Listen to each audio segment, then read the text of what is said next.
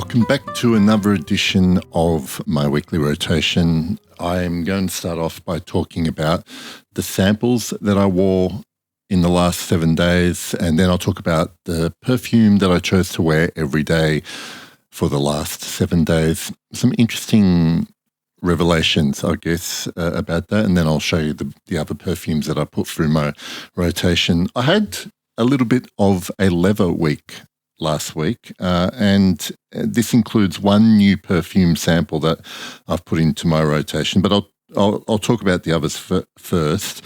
The first leather perfume I want to talk about is Queer from Boujee Bougies. So I've spoken about this brand before, and Gilded is one of my favorite perfumes. Queer is their leather, and interestingly enough, for those of you who don't know this, there are various ways that perfumers can create leather accords. One of the most popular aroma chemicals that is used to create a leather accord is isobutylquinoline, more commonly known or referred to as IBQ.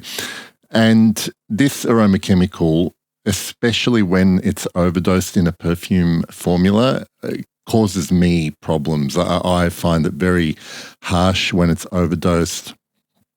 And in fact, some perfumes that have this in big quantities turn into scrubbers for me on my skin. So it's one that I really struggle with. However, in Queer, it's detectable, but it is used in combination with other materials, but it's really deftly used in this formula, and what it creates for me is this beautiful kind of bitter, slightly smoky leather accord blended in with a little bit of latex rubber underneath it, and you might be reminded of something like Bulgari Black, but this doesn't have the sweetness from the vanilla that particular perfume does. It's really well done. It's quite a,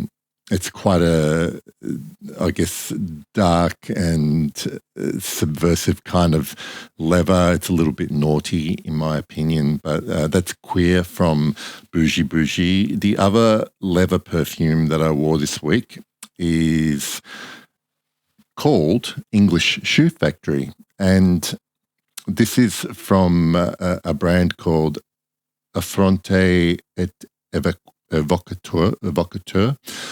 Please forgive my pronunciation, I'll put the name on screen, obviously.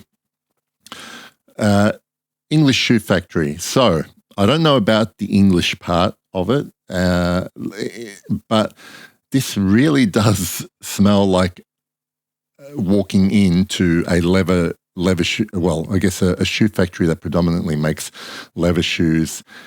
You get the leather, and you also get, what I get is the glue that a lot of leather shoes are constructed with, especially when they're glued onto rubber soles, because there is a little bit of that in there as well. And I don't know, you might think that idea doesn't make for a particularly wearable perfume, but I really enjoyed wearing English Shoe Factory.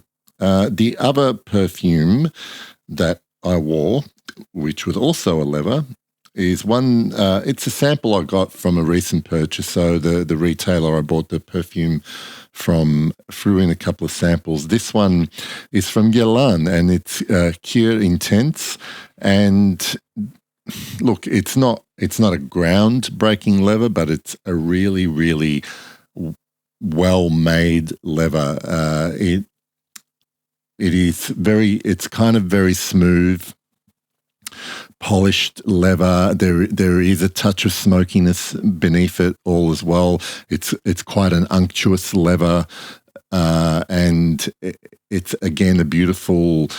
I know it's summer here, but we've had some days where it's been cool in the morning, so I've taken the opportunity to wear these during those times. But Cure Intense is, if you just want a really well-made leather perfume and not too, I guess, challenging or experimental, then I highly recommend trying that one. Of the other samples that I tried, yesterday I wore this perfume from Histoires de Parfums called Irreverent, and this one here was really interesting. I'm really enjoying this perfume because the best way I can describe it, I've only worn it a couple of times, and it feels like walking into an old abandoned house or an empty house, and you walk into a pantry made from wood. The door is old wood. The woodiness in this perfume almost feels a little bit oily. It's polished, but the pantry has remnants of certain things, and one of those things is a coffee note, and one that I would describe as a ghost coffee note, because it doesn't smell like you're walking into a space with fresh coffee beans. This feels like there's an old burlap sack that used to have coffee beans in there, and that aroma is lingering, mingled in with the fabric and the woods, and also the slightest touch of lavender, as if there'd been some kind of maybe lavender scented cedar balls put in there just to make everything smell really nice. It's a really lovely, interesting perfume from Histoires de Parfums. One of the perfume houses that really, pound for pound, what they put out is just really, really of a high quality to my nose. The last of the samples is from a brand new indie house, Puente Perfumes, out of Spain, I believe, and this one here is called Medusa, and it's essentially a white floral, and it's predominantly an orange blossom and jasmine perfume. I really enjoyed orange blossom in perfumes, and you could be forgiven for thinking that this may come off a little bit feminine, but I find it really unisex to wear, and the jasmine in here kind of reminds me of one of my favorite jasmine perfumes, which is Saracen by Serge Lutens. There are aspects about that jasmine that I can find in here, along with the orange blossom, which isn't in that Serge Lutens. So it's a promising start, I think.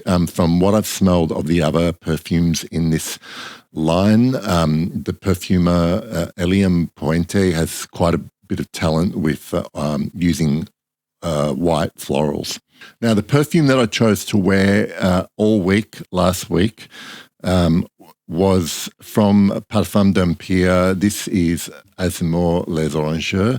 And again, a new, I guess, revelation for me with a perfume that I wore on 7 consecutive days. I've described in my other weekly rotation videos what I kind of found out about the perfumes that I wore for a whole week, and I had yet another slightly different experience wearing this perfume. And I have to say that my appreciation of this particular perfume really increased over the week, because of the 3 Parfum d'Empire perfumes that I own, Ombre Russe, Musk Tonkin, and Azimor, this is probably I guess my third favorite, all right, and rather than saying my least favorite, because I really do like this perfume. But what I found wearing it every day this week was each day kind of revealed something new about the perfume to me.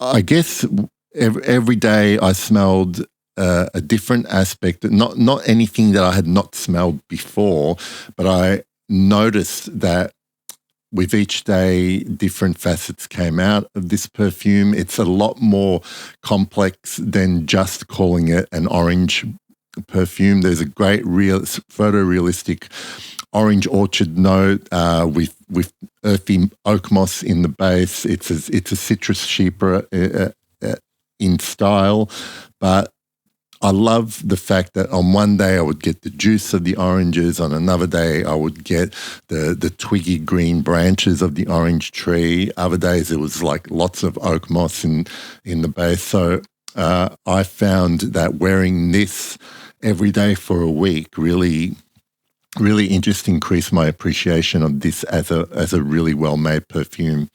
And the other two perfumes that I wore throughout the last 7 days, a couple of favorites of mine that I don't wear very often, but they are both really interesting, kind of little bit under the radar perfumes. Not so much Tabac Vert from Rogue Perfumery. This is, I've mentioned this before, tobacco, but it's a very young, fresh green tobacco paired up with also a just about to bloom carnation accord. It's like a very, very fresh carnation. It's a bit of like raw leather in there as well. I think raw might not be the right word, but a fresh, clean leather in the base as well. And this smells like nothing else that I own. And the other perfume is Classical from Anat Fritz, and this is vetiver, lavender, patchouli, and cedar.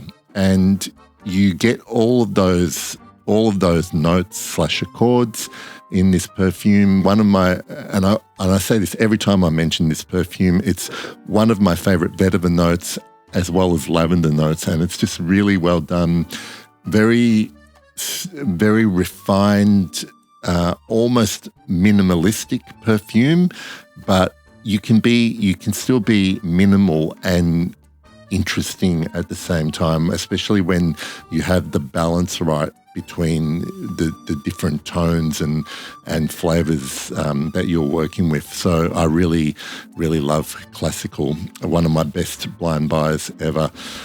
So that is my weekly rotation, and that's it, yeah. I apologize for being a little later than usual, but I'll see you soon with another video, I hope, and see you all soon. Bye.